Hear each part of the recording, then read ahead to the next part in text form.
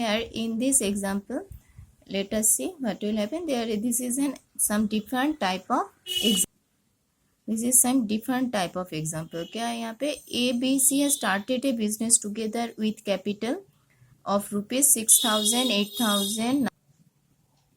After a few months, they invested 3,000 more. मतलब कुछ महीने बाद ये 3,000 रुपीज ज्यादा इन्वेस्ट किया और डाला बिजनेस में. The profit is rupees 3,000 at the end of year.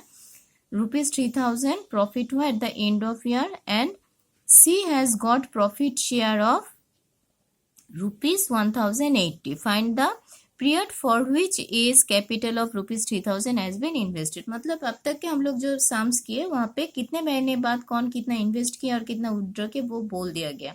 पर यहाँ पे आफ्टर ए फ्यू मंथ्स कितने महीने बाद ए इन्वेस्ट किया तो वो वहाँ पे नहीं बोला गया. ये यहाँ पे चाहिए कि कितने महीने के बाद वो इन्वेस्ट किया और कितना दिनों तक वो इन्वेस्ट हुआ rupees 3,000 extra.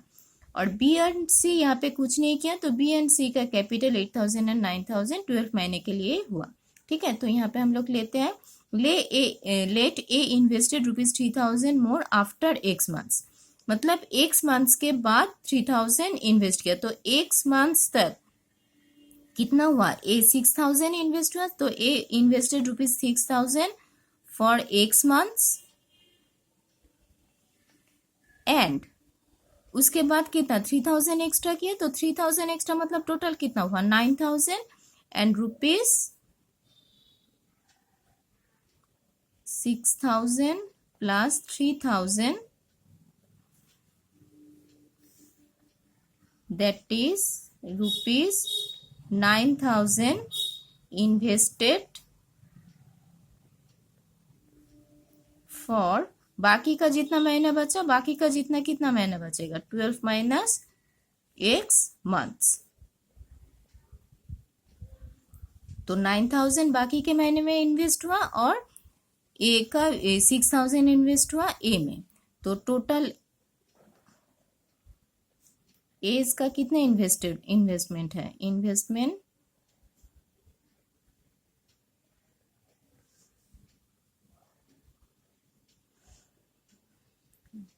to get profit is, हम लोग क्या जानते हैं जो जितना महीने तक इन्वेस्ट किया उसको उतना मल्टीप्लाई होगा 6,000 into x plus 12 minus x into 9,000.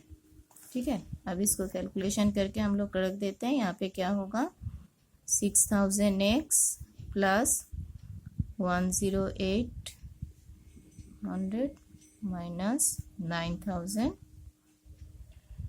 X तो कितना होगा रुपीज 108 माइनस 3,000 एक्स. ये है ए का इन्वेस्टमेंट. अब बी एंड सी उसका जो है बी कितना 8,000 एंड सी है 9,000 वो पूरा 12 क्योंकि वो लोग कुछ विड्रॉ एंड इन्वेस्ट कुछ भी नहीं किया तो देयरफॉर बीज इन्वेस्टमेंट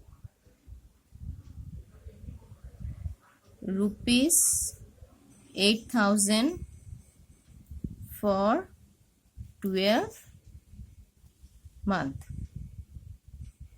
12 मंथ के लिए. ठीक है, दैट इज कितना हुआ बी का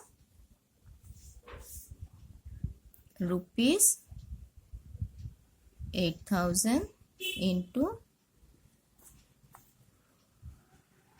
12 रुपीज 96,000. यह है बी का. एंड सी का भी सेम. सी इज इन्वेस्टमेंट कितना है सी का investment 9,000.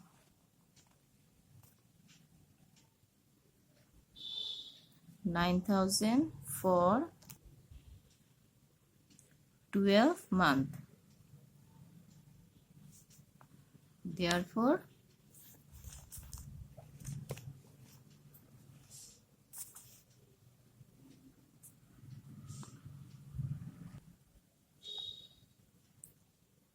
C's investment to get profit equals to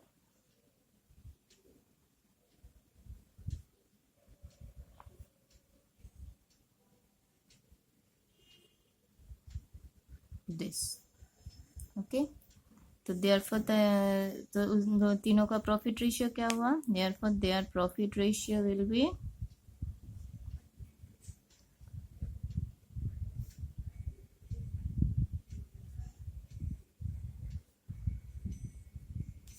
profit ratio हुआ ए का कितना हुआ? ये है ए का, ठीक है। तो फिर क्या लिखोगे? 108 माइनस 3000 एक्स ए का, बी का है 96,000, तो फिर सी का होगा 108 ये, ठीक है। तो तीनों का ही 3 0 है, उसको तो हम लोग काट सकते हैं, यहाँ पे है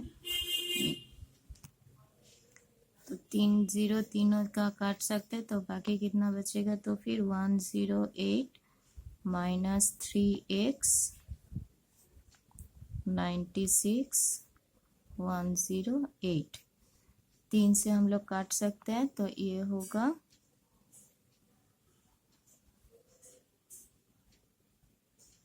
36 minus x is to 32 36। Profit ratio हो गया। अब क्या चाहिए हम लोगों को? अब देखो वहां पे दे दिया कि सी का प्रॉफिट हुआ 1080, यहाँ पे देखो दे दिया कि profit of C will be 1080, ठीक है। तो सी का प्रॉफिट पता है, तो फिर हम लोग सिर्फ सी का ही प्रॉफिट रेशियो निकालते हैं। तो therefore C share on profit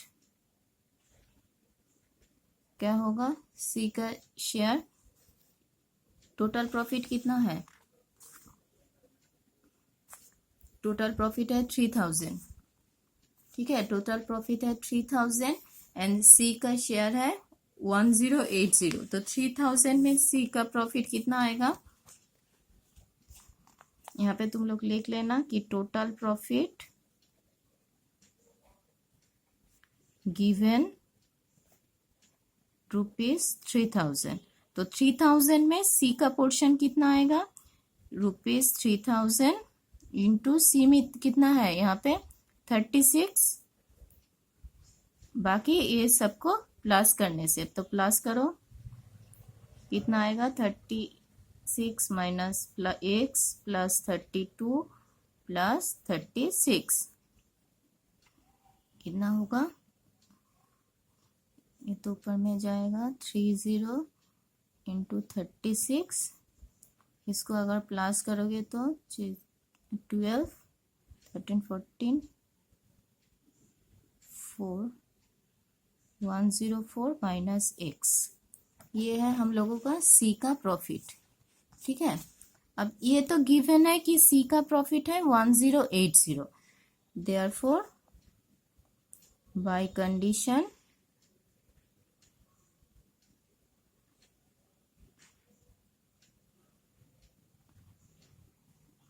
C's profit is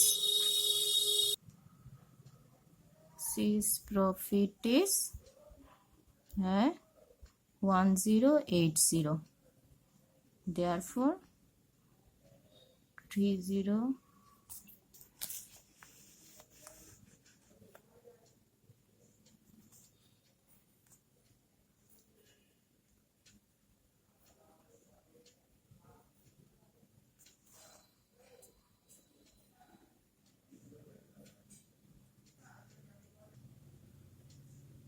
into 30x equals to 104 minus x equals to 1080, ठीक है।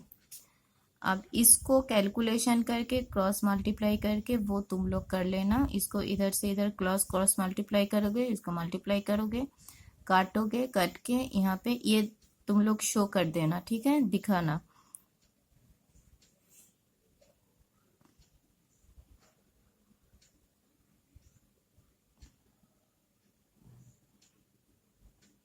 x इक्वल्स टू आएगा 4, ठीक है। तो 4 हम लोग क्या लिए कि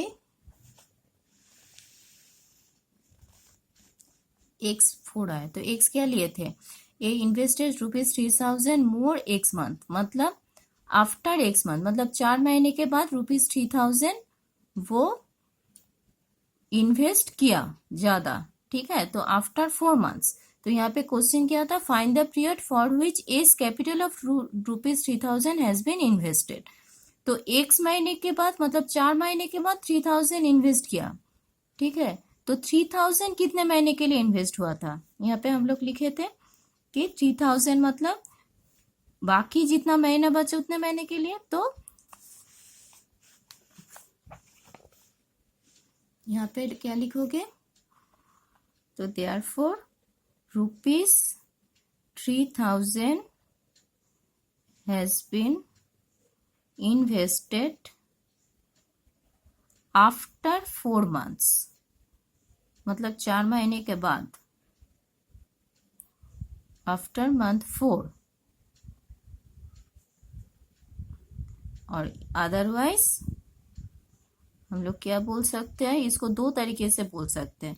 4 महीने के बाद ये इन्वेस्ट किया और ₹3000 has been invested more for 8 months। 12 month में बाकी कितना बचेगा, 8 मंथ्स बचेगा ना। तो 4 महीने के बाद वो 3000 एक्स्ट्रा इन्वेस्ट किए, तो 3000 कितना महीने का इन्वेस्ट हुआ, 8 महीने का। ये इसका आंसर है, ओके।